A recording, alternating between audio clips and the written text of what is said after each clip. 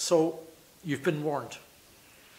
This video is not for the squeamish or those who are perhaps a little bit sensitive about how engines are treated.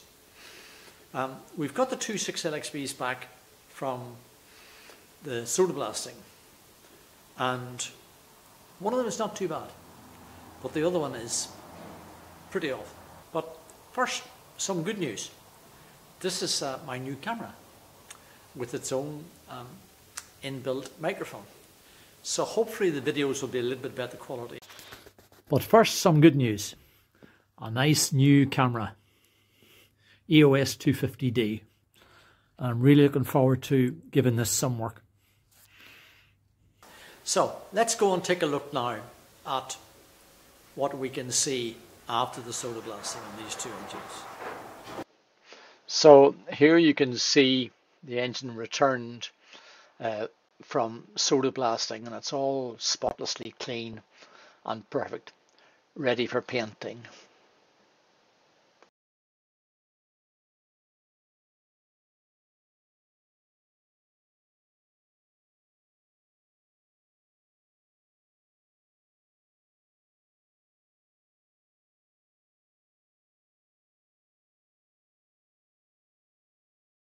So here's our first problem: frost damaged. This engine can't have run for very long. I would suggest no more than half an hour or thereabouts, because she won't have been getting any coolant. The coolant would have been lost through this crack. It's obviously frost damaged.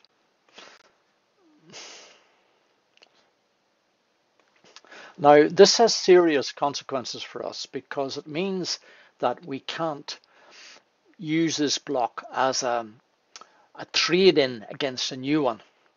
We're going to have to buy a new block outright without getting any allowance.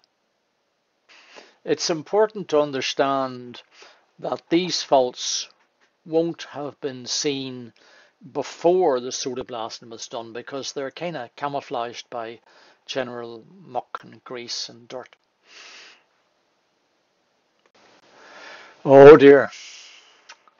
Look at the water rails. This is the back water rail. Now, that insulating tape is perhaps forgivable, and that was obvious at the outset. But look at this, a rubber bung. A rubber bung stuck in the main waterway. This is incredible. And look at the corrosion.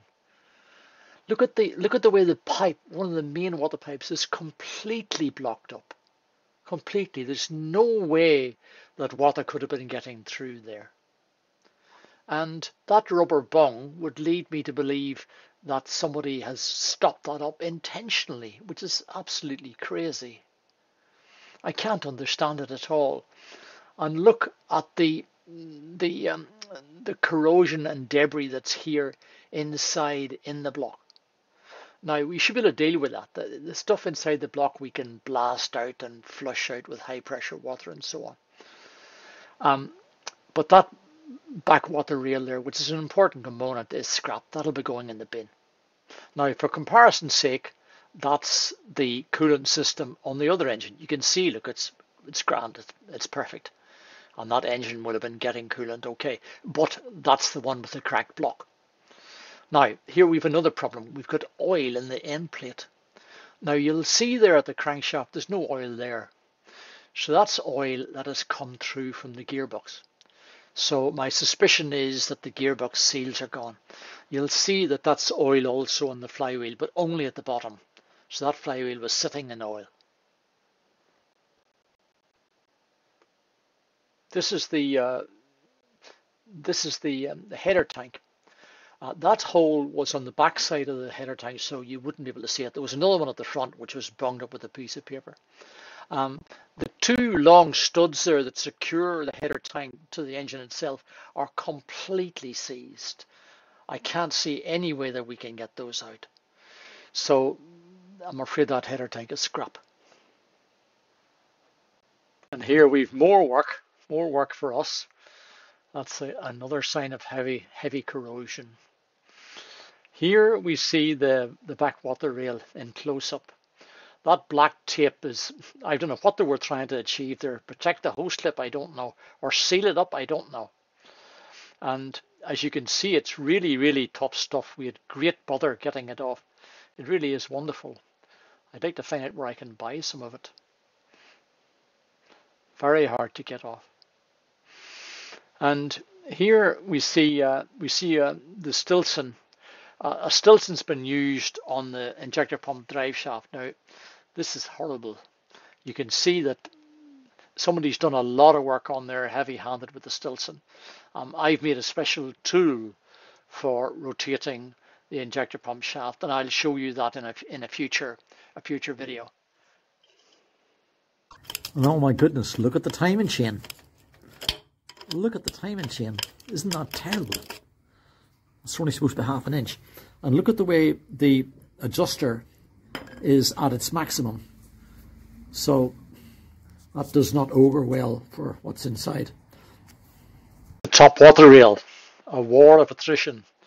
Both the front and back water rails were cracked, so there was no point in trying to save them. We just battered them off, as you can see. I know it doesn't look very nice at the moment, but that'll be no problem. We'll replace those. We have plenty of spares here. That'll not be an issue. The conclusion is that one of them is not too bad at all, but the other one is pretty grim, and we're going to have a lot of work to do to recover that engine. But I am pretty optimistic. We'll do it okay. We've got lots of parts here, and we'll soon get her sorted out. I don't think I'm going to shoot any more videos in this now until we've got them both finished. See you then.